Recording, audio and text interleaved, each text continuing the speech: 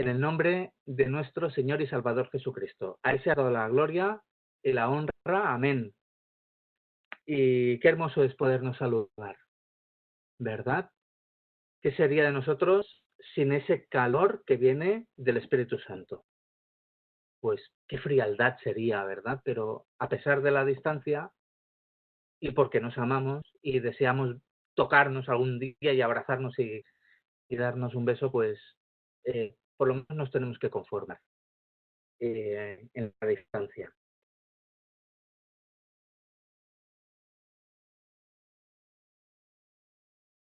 Es difícil cantar Mai més tornaré a baixar el cap, ¿verdad?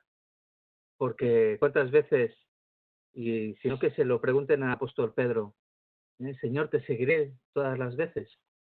¿Y cuántas veces negamos al Señor y le pedimos que Él nos renueve, nos haga una renovación y que nos aumente la fe para no bajar la cabeza y para que Él viva a nuestro lado? Que el Señor nos bendiga y damos gracias porque Él ha muerto y ha resucitado. Bendito sea el Señor.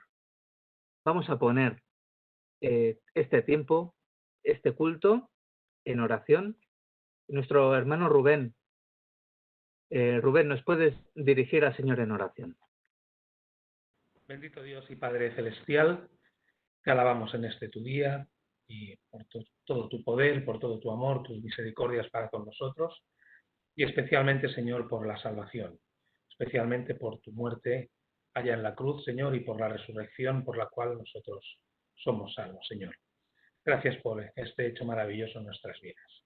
Confiamos en ti, Señor, y tenemos la esperanza puesta en ti y nuestra mirada también en tus caminos, Señor. Te pedimos que tú nos sigas fortaleciendo, que nos aumentes la fe y que nos sigas bendiciendo como hasta ahora, Señor. Y ahora te pedimos que tú dirijas este culto que hemos empezado, Señor, y que sea hecho todo bajo tu nombre y bajo tu presencia. En el nombre de Jesús. Amén. Como cada domingo, pues es el día del Señor y recordamos la muerte del Señor Jesús, su muerte y su resurrección. Y es un buen momento para reflexionar, para poner delante de la cruz, pues cómo está nuestra vida espiritual, haciendo balance de nuestra vida y sobre todo pidiendo esa renovación que estamos diciendo. No solamente individualmente, sino como edificio, como cuerpo de Cristo. Y es el momento de la comunión, del partimiento del pan y del vino. Y en esta mañana, pues, está a cargo del pastor Daniel Zopetti, a quien le vamos a dar paso en estos momentos especiales y de intimidad con el Señor y con total reverencia. Adelante. Buenos días, amados hermanos, todos. En el Evangelio de Lucas leemos el momento en que el Señor Jesús estaba con sus discípulos celebrando la cena pascual y el Señor Jesús instituyendo lo que llamamos la cena del Señor. Dice así en la palabra del Señor: cuánto he deseado comer con vosotros esta Pascua antes que padezca. Porque os digo que no la comeré más hasta que se cumpla en el reino de Dios. Y habiendo tomado la copa, dio gracias y dijo: tomad esto y repartidlo entre vosotros. Porque os digo que no beberé más del fruto de la vid hasta que el reino de Dios venga. Y tomó el pan y dio gracias, y lo partió y les dio, diciendo: esto es mi cuerpo, que por vosotros es dado. Haced esto en memoria de mí. Y de igual manera, después que hubo cenado, tomó la copa, diciendo: esta copa es el nuevo pacto en mi sangre, que por vosotros se derrama. En la cena del Señor hay una frase que menciona Lucas y después el apóstol Pablo también en su primera carta a los Corintios, capítulo 11, que dice: haced esto en memoria de mí. La cena del Señor es más que un recordatorio, es más que traer a nuestra memoria la pasión, la muerte, la resurrección y la ascensión del Señor. Que es importante que lo recordemos, que es importante que lo tengamos presente, y no solamente cuando celebramos la cena del Señor, pero es necesario que lo tengamos presente.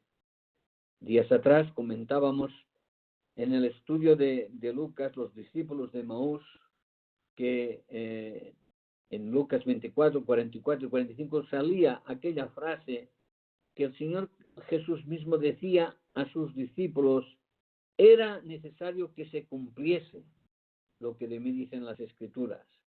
Así está escrito, y así fue necesario que el Cristo padeciese y resucitase. Y naturalmente esto era un motivo para recordar siempre, Pero pienso que no hemos de olvidar el aspecto de su regreso. Hemos leído que no beberé más del fruto de la vid hasta que el reino de Dios venga. Pablo también lo repite a los Corintios, ¿no? Y cuando vamos al Evangelio de Juan, capítulo 14, encontramos aquellas palabras que después de la cena celebrada con sus discípulos, el Señor Jesús les sale al paso para darles tranquilidad y esperanza de gozo. Antes y ante el anuncio de la separación de él de sus discípulos, pues tuvo que animarles con aquellas palabras de que creyeran en la necesidad de ir a la casa, en la necesidad que él tenía de ir a la casa del Padre. Si necesario era que el Cristo padeciese, que se cumpliesen las Escrituras, era necesario para nosotros, para poder recibir la redención y la salvación, era también necesario que él fuera a la casa del Padre, porque tenía un propósito, como dice Juan 14, 3, y si me fuere y os prepararé lugar, vendré otra vez. Ese es el aspecto que hemos de tener en cuenta también en el momento de celebrar la cena del Señor. Ese vendré otra vez, que muchas veces obviamos, pero que deberíamos pensar más, profundizar más en ese vendré otra vez.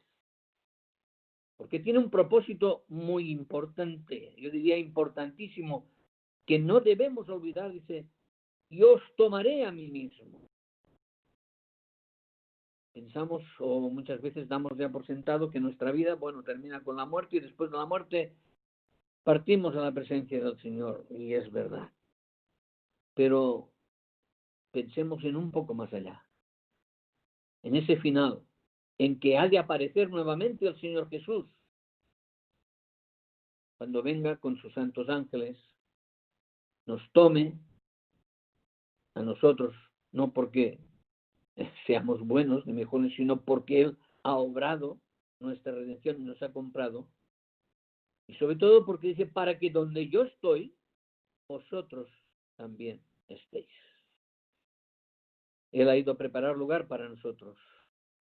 Entre tanto, los discípulos quedamos aquí en espera de que venga otra vez para tomarnos y llevarnos para estar siempre con Él. Por eso, hermanos, la celebración de la cena del Señor, si bien es un recordatorio de su obra en favor nuestro, es también una acción de gracias y de adoración por esa espera de su segunda venida, que nos ha de llenar de gozo mientras le esperamos. Amén. Vamos a orar por el pan. Señor, te damos muchas gracias. Porque cuando nos acercamos a tu palabra y la examinamos de una manera más detenidamente, nos podemos dar cuenta de esa obra que tú hiciste en favor nuestro. Por tu obra, Señor, nos has librado de la muerte. Por tu sangre tenemos la redención de nuestros pecados. Pero por tu resurrección y tu ascensión, tú nos das la esperanza de que volverás para que podamos ir contigo, Señor. Y gozar de este lugar que preparas para nosotros.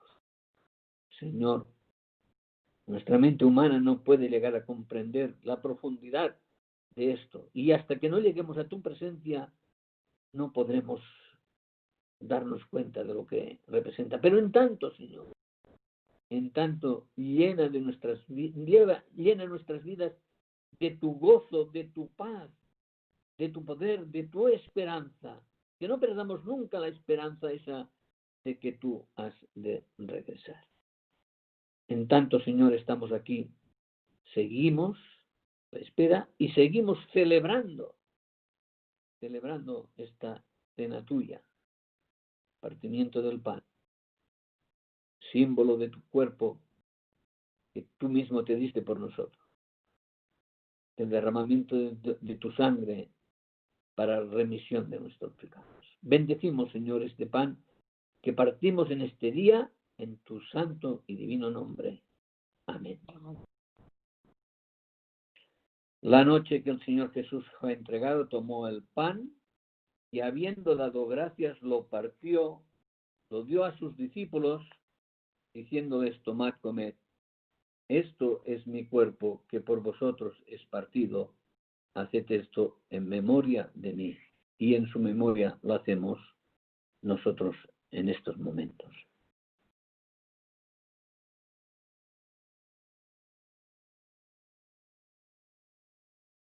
Bendigamos la copa.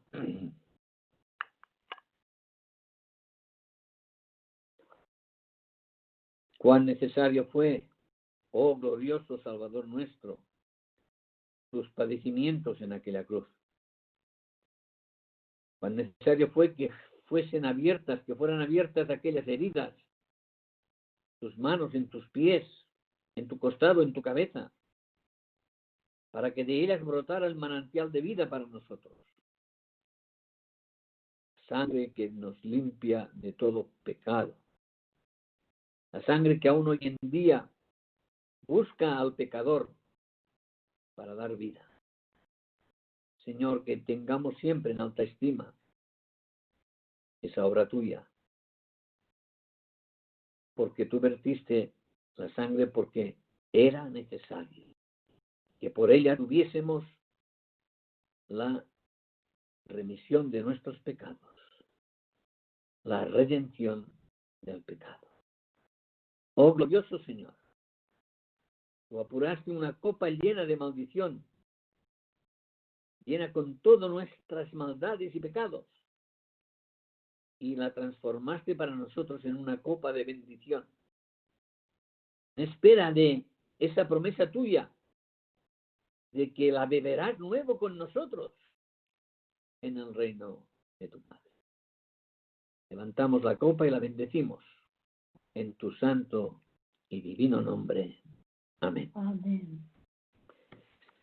Después de haber cenado, el Señor Jesús tomó la copa y habiendo dado gracias, les dio diciendo: esta copa es del nuevo pacto en mi sangre, que por muchos es derramada para remisión de los pecados. Haced esto todas las veces en memoria de mí.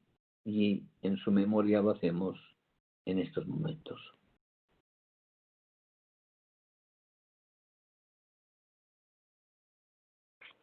Pues, amados hermanos, demos gloria a Dios, al Señor Jesucristo, y gloria a Dios por su don inefable.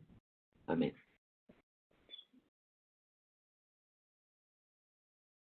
Vamos a preparar nuestras Biblias para tener una lectura de la palabra del Señor que está en Juan 11,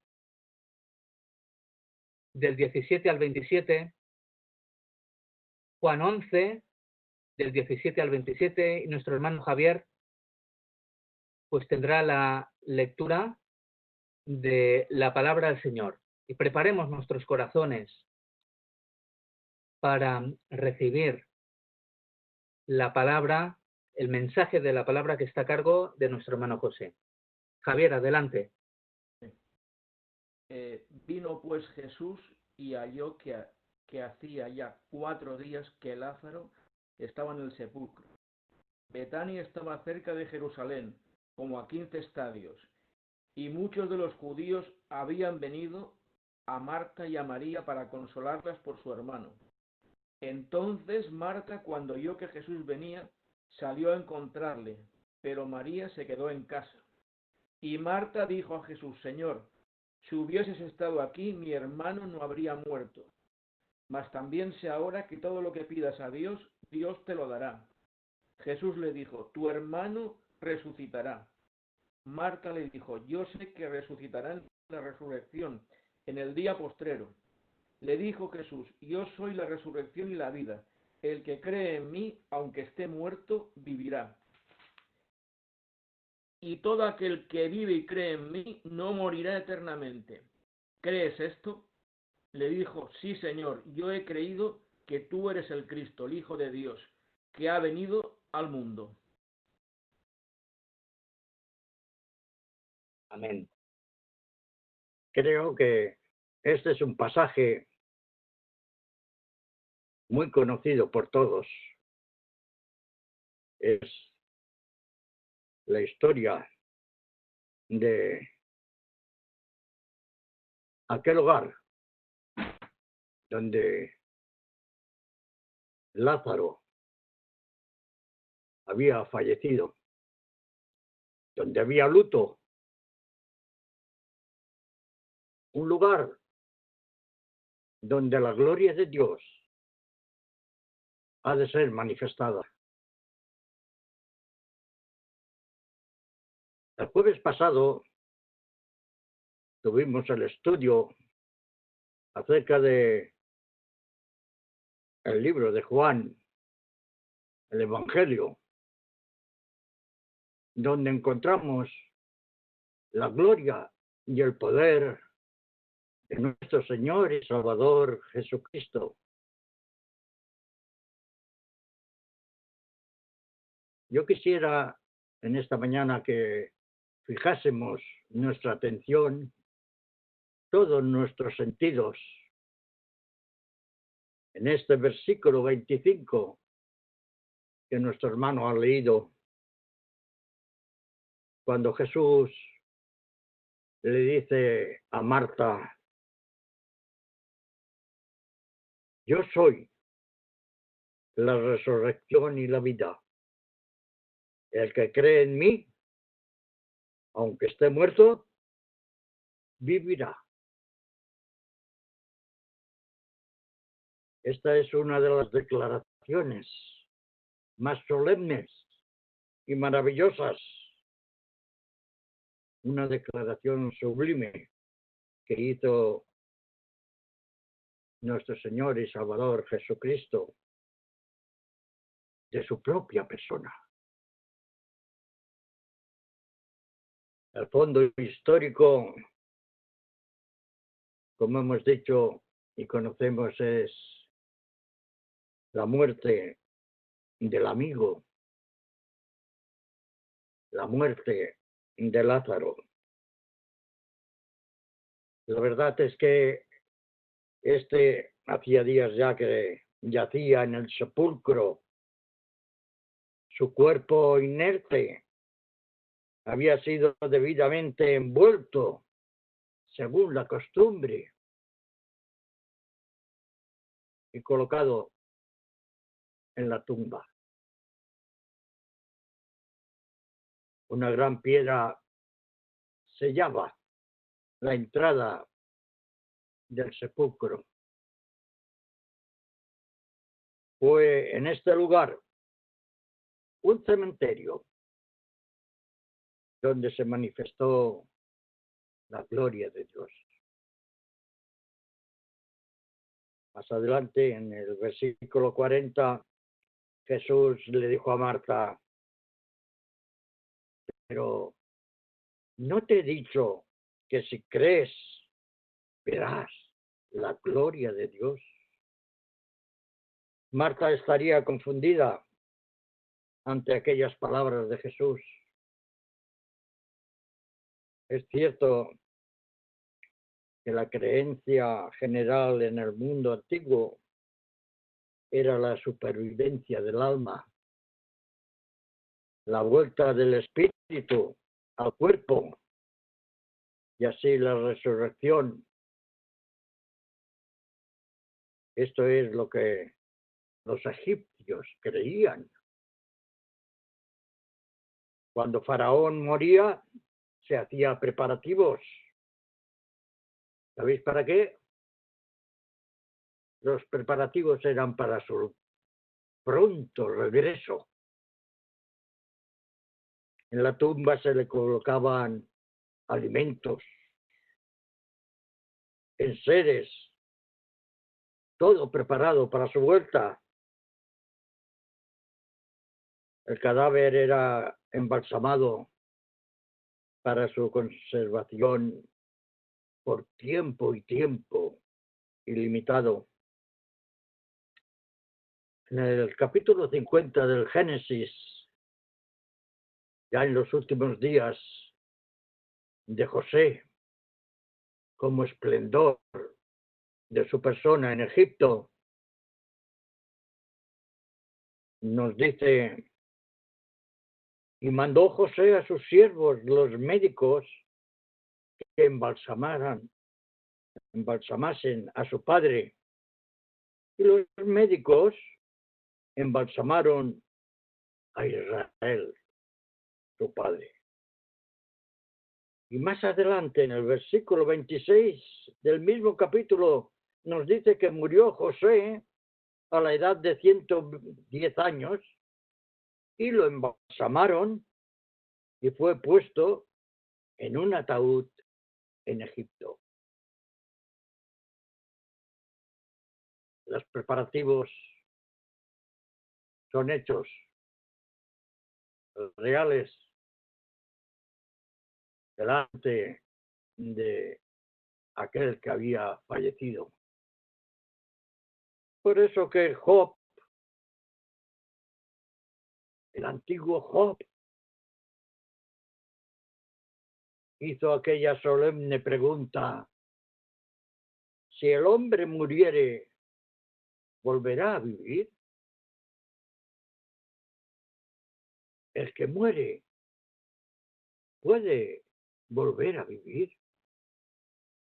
Y es el mismo Job el que da la respuesta a continuación, diciendo aquellas palabras: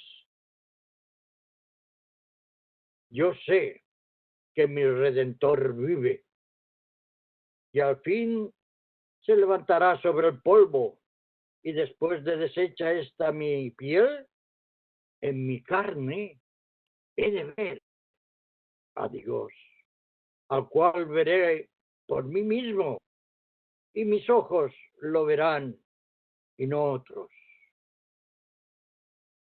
Y así los siervos de Dios proclaman esta gran verdad del poder de la resurrección. El profeta Daniel afirma categóricamente el despertar de los muertos. Nos dice, y muchos de los que duermen en el polvo de la tierra serán despertados, unos para vida eterna y otros para vergüenza y confusión perpetua, para siempre. El apóstol Pablo fue llevado ante el Sanedrín, ante el concilio, y él dice que la resurrección es la esperanza de los judíos. En el capítulo 23 de los Hechos, el versículo 6, dice: entonces Pablo, notando que una parte era de los saduceos y otra de los fariseos, alzó la voz en el concilio diciendo: varones hermanos, yo soy fariseo, hijo de fariseo. Acerca de la esperanza de la resurrección de los muertos, se me juzga. Y él testifica. En el caso de Lázaro, Marta, la hermana de Lázaro, le dice a Jesús: yo sé que resucitará en la resurrección en el día postrero. Es entonces cuando el Señor Jesús declara uno de sus nombres no revelado hasta entonces. El versículo 25, que me gustaría que quedara grabado en nuestra mente y en nuestro corazón.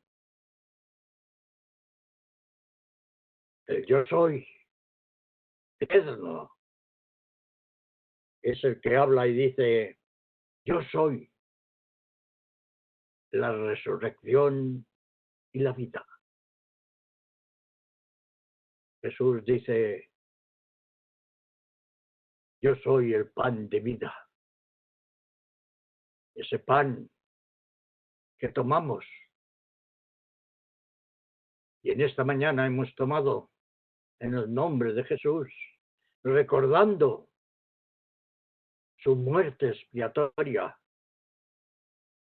y su resurrección gloriosa. Yo soy la resurrección y la vida.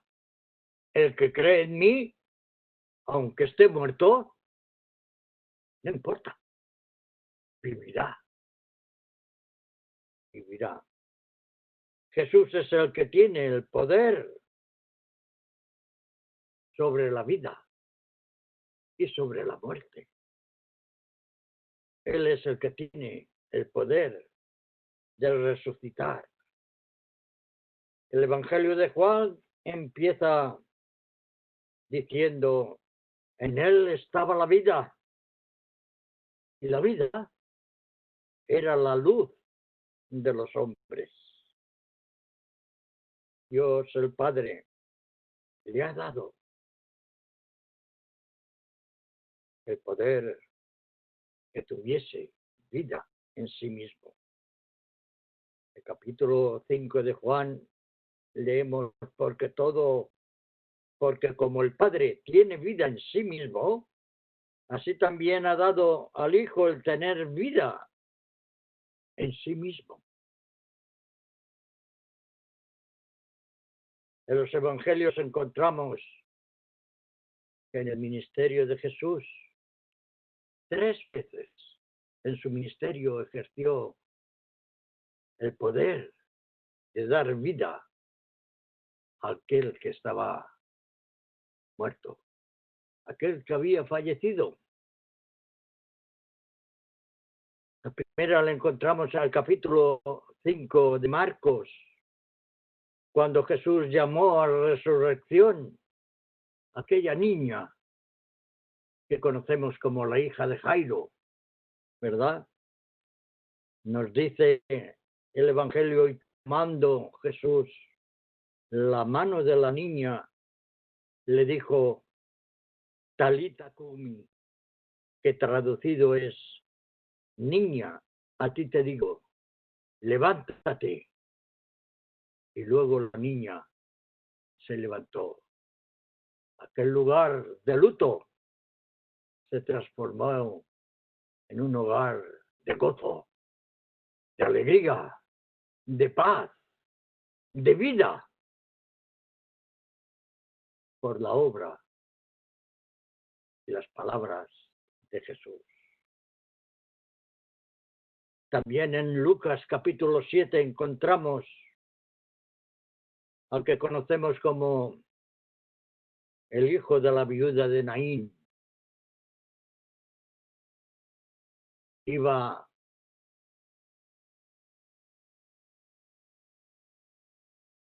camino al sepulcro en un ataúd llevado por los amigos de aquella viuda desamparada. Estaba quedando sola. Su único sustento, su único pensamiento, su deseo, su gloria era el hijo que había fallecido. Y aquella mujer iba detrás del féretro llorando amargamente.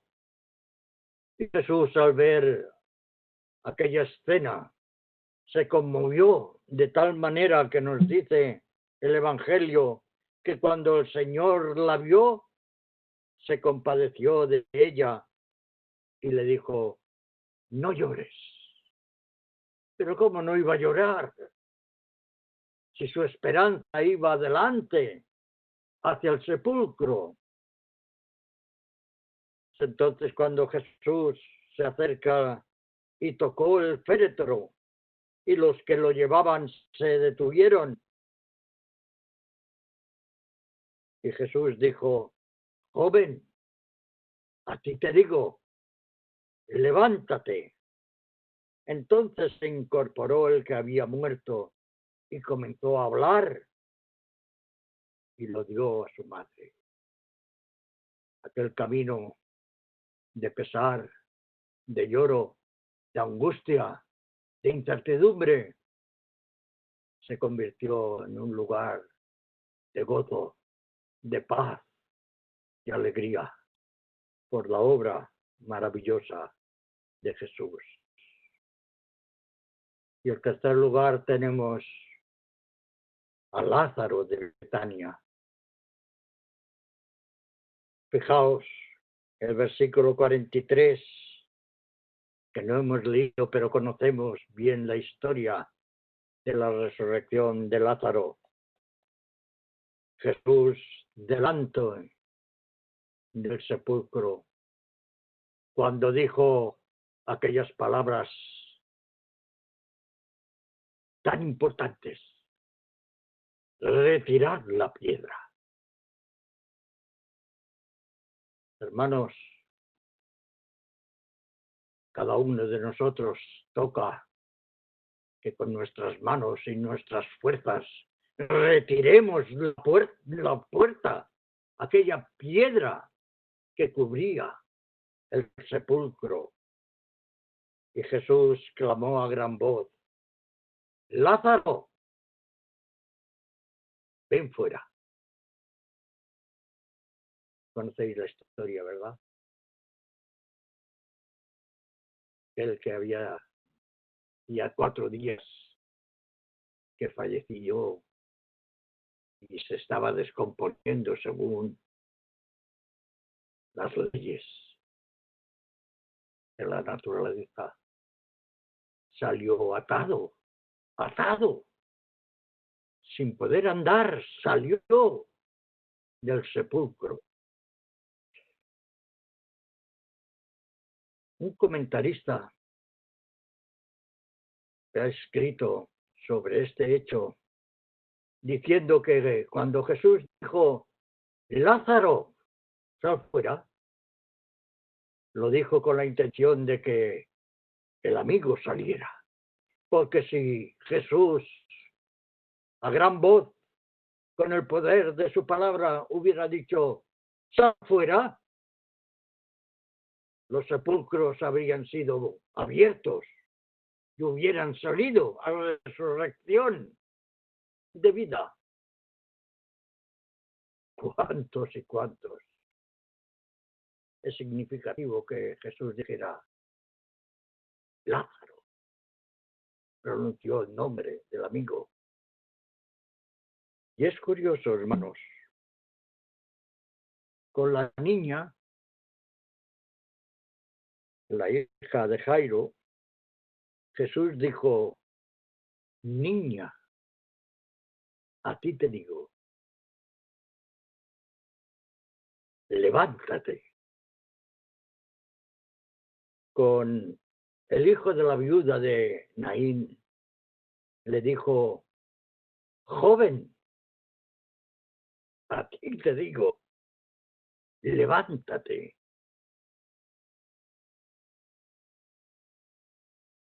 Con Lázaro dijo su nombre, Lázaro, ven fuera. En los tres casos, el Espíritu oyó y obedeció la voz de Jesús y el Espíritu volvió al cuerpo y fueron almas vivientes. Este mismo poder es el que será manifiesto en el día postrero. En 1 Corintios el apóstol Pablo escribe en el capítulo 15 estas palabras diciendo, mas ahora Cristo ha resucitado de los muertos, primicias de los que durmieron es hecho, porque por cuanto la muerte entró por un hombre, también por un hombre la resurrección de los muertos. Porque así como en Adán todos mueren, también en Cristo todos serán vivificados. Por el poder de la palabra de Jesús, resucitó a la niña de 12 años, al hijo de la viuda y a Lázaro. Así todos los muertos se levantarán en el día de juicio. Poned atención a las palabras que encontramos en el capítulo 20 de Apocalipsis. El versículo 13, la revelación revela a Juan, y el mar entregará a los muertos que había en él. Sabemos lo que es el mar y a cuántos y cuántos ha enterrado el mar en el transcurso de los siglos, ¿verdad? Qué sepulcro más grande el del mar. Pues bien, el mar entregó los muertos que había en él. Y continúa diciendo, y la muerte y el Hades entregaron los muertos que había en ellos. Y fueron juzgados cada uno según sus obras. He dicho que nos fijemos bien en este versículo, ¿verdad? Fijaos que dice, y el mar entregó, y la muerte y el Hades se entregaron. No dice entregarán, sino que han sido entregados ya. Misterio glorioso de Dios. Y aquí tendríamos que pararnos y hacer un estudio profundo acerca de la teología propia, de ese estudio de la persona de nuestro Dios. Hermanos, solamente voy a dejaros este pensamiento que tengo en mi mente en estos momentos. Nosotros vivimos, conocemos el pasado, vivimos en el pasado y el futuro,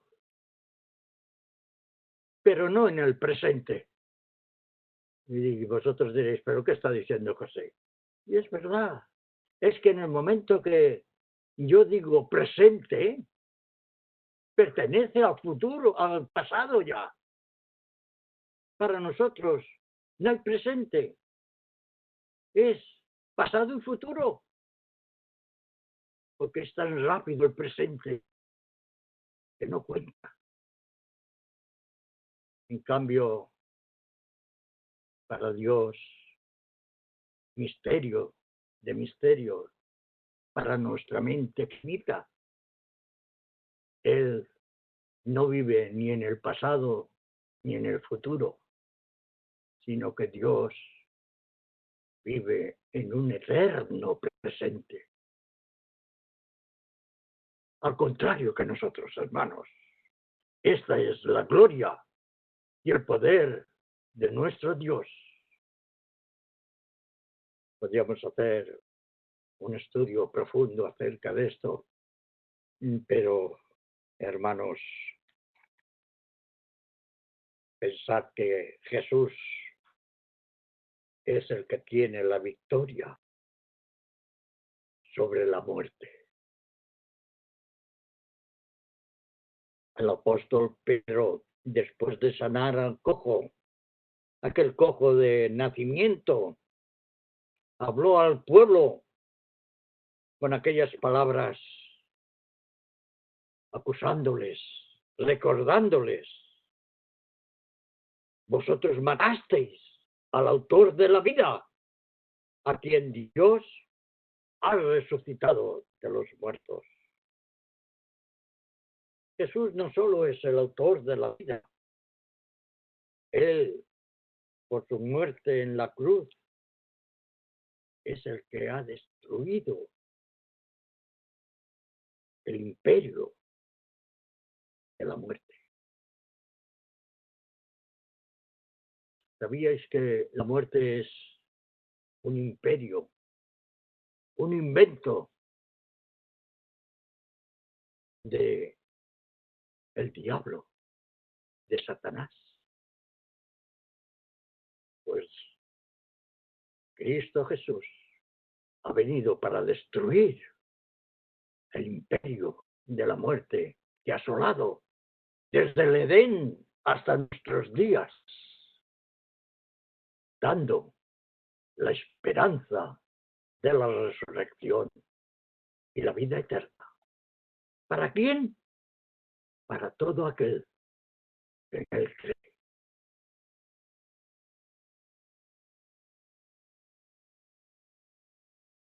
Jesús quitó a la muerte y sacó a la luz la vida y la inmortalidad.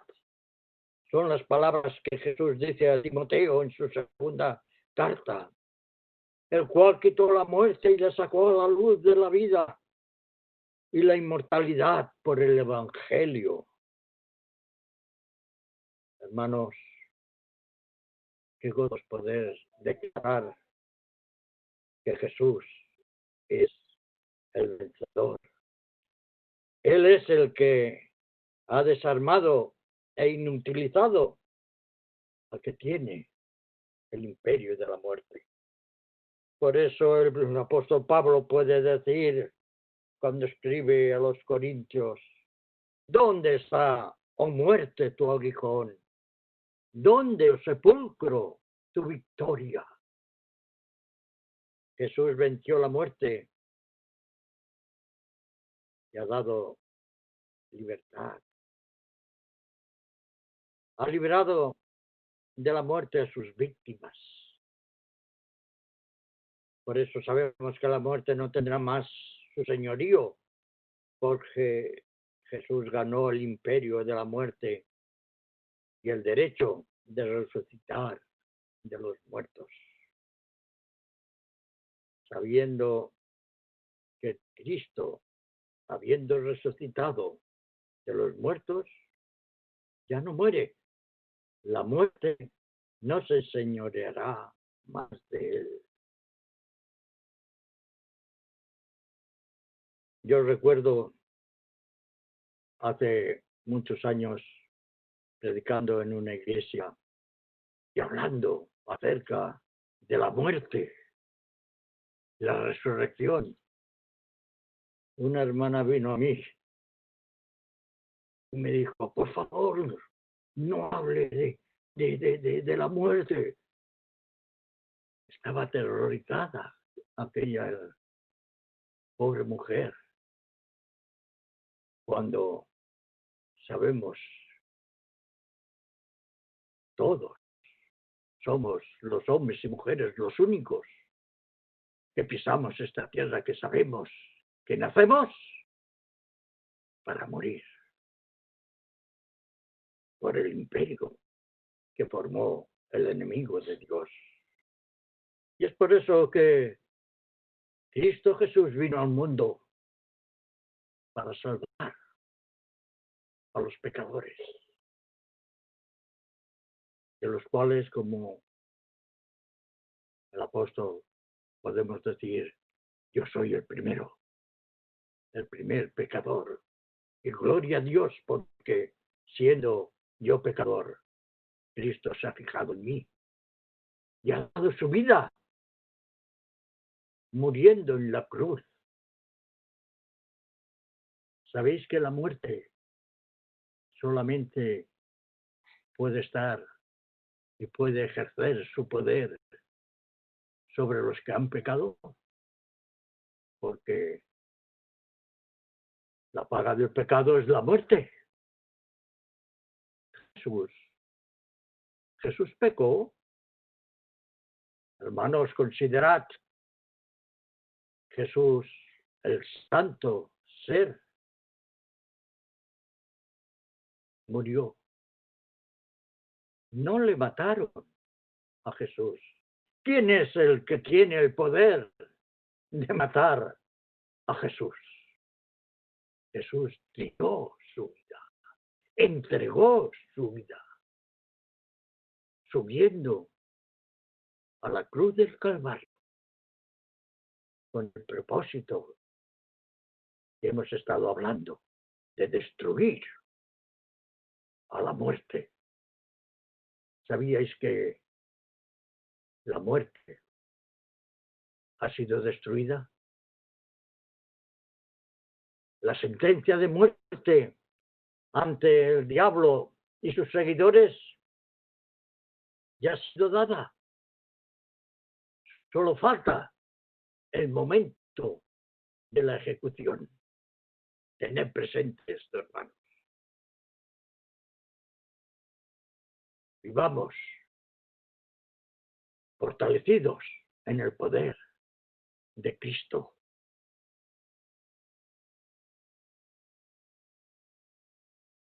Sabiendo que Cristo, habiendo resucitado de los muertos, ya no muere. La muerte no se enseñoreará más de él, porque Jesús es la resurrección y la vida. El que cree en Cristo, el que está en él, participa de su propia vida. Es la vida de Cristo la que vive en aquel que cree. Por eso Jesús, en su declaración a Marta, se refiere a su segunda venida cuando dice, el que cree en mí, aunque esté muerto, vivirá. Y todo aquel que vive y cree en mí, no morirá eternamente. A todos aquellos que buscaban el mal de Jesús, cómo tentarle, cómo acusarle. En el capítulo 8 de Juan, Jesús les dice, de cierto os digo, que el que guarda mi palabra, nunca verá muerte. La palabra de Cristo es la que da vida. Esta es la plena revelación dada por el Señor a su siervo Pablo en 1 Tesalonicenses capítulo 4, los versículos 15 en adelante, dice: porque el Señor mismo, con voz de mando, con voz de arcángel y con trompeta de Dios, descenderá del cielo, y los muertos en Cristo resucitarán primero. Luego nosotros, los que vivimos, los que hayamos quedado, seremos arrebatados juntamente con ellos en las nubes para recibir al Señor en el aire. Y así estaremos siempre con el Señor. Hermanos, gloria a su nombre. Jesús dijo: porque yo vivo, vosotros también viviréis. Hermosa promesa, grandiosa promesa, eterna promesa para nosotros, hermanos. Jesús es la vida. Los que creen en Cristo como su Señor y Salvador viven la vida plena, por la virtud de su resurrección. Así lo leemos en Romanos 8. Y si el Espíritu de aquel que levantó de los muertos a Jesús mora en vosotros, el que levantó de los muertos a Cristo Jesús vivificará también vuestros cuerpos mortales por el Espíritu que mora en vosotros. Pablo, sabiendo que Cristo Jesús es el autor de la vida, puede escribir a los Gálatas y decir: con Cristo estoy juntamente crucificado, y ya no vivo yo, mas vive Cristo en mí. Y lo que ahora vivo en la carne, lo vivo en la fe del Hijo de Dios, el cual me amó y se entregó a sí mismo por mí. Hermanos, Jesús se entregó a sí mismo por mí, por ti, por nosotros, pecadores, para que con su muerte nosotros tengamos vida. Y Él os dio vida a vosotros cuando estabais muertos en vuestros delitos y pecados.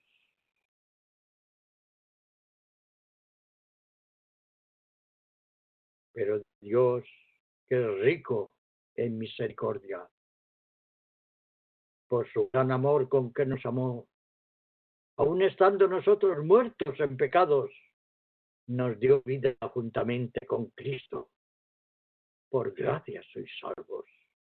Y juntamente con Él nos resucitó y asimismo nos hizo sentar en los lugares celestiales con Cristo Jesús. ¿Veis lo que significa, hermanos, podernos sentar en los lugares celestiales junto a nuestro amado Señor y Salvador? Nuestra mente finita no puede comprender la grandeza, la profundidad, la inmensidad del amor de Cristo.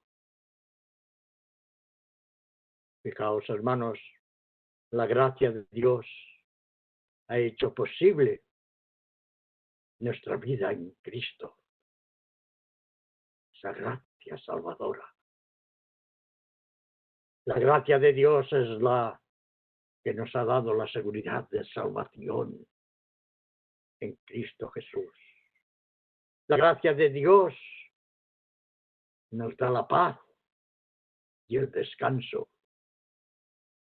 No la paz que el mundo da, sino la paz de Cristo, que inunda nuestro corazón y llena nuestro ser de toda gracia y bendición. La gloria de esta gracia que nos ha dado un asiento con Cristo Jesús en los lugares celestiales. La gracia la hemos alcanzado por la muerte y resurrección de aquel que es la vida, Jesús, el Hijo de Dios. Hermanos, acabo dejándoos en vuestra mente, en vuestro corazón, las palabras de Jesús cuando dijo: yo soy la resurrección y la vida. El que cree en mí, aunque esté muerto, vivirá. Y todo aquel que vive y cree en mí, no morirá eternamente. Y dice unas palabras que yo quiero dejar a cada uno de vosotros. ¿Crees esto? Amén, hermanos. Amén.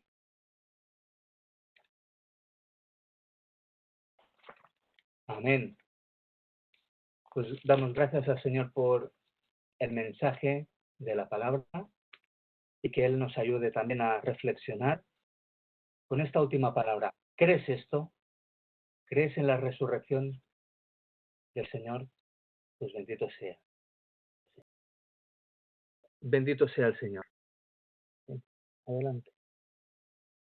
Bendito el Dios y Padre de nuestro Señor Jesucristo, que según su grande misericordia nos hizo renacer para una esperanza viva por la resurrección de Jesucristo de los muertos. Amén. Y con estas palabras del apóstol Pedro acerca de lo que acabamos de escuchar, el mensaje de la resurrección, bendito sea el Señor. Pues nos vamos a despedir con la oración final. Amén.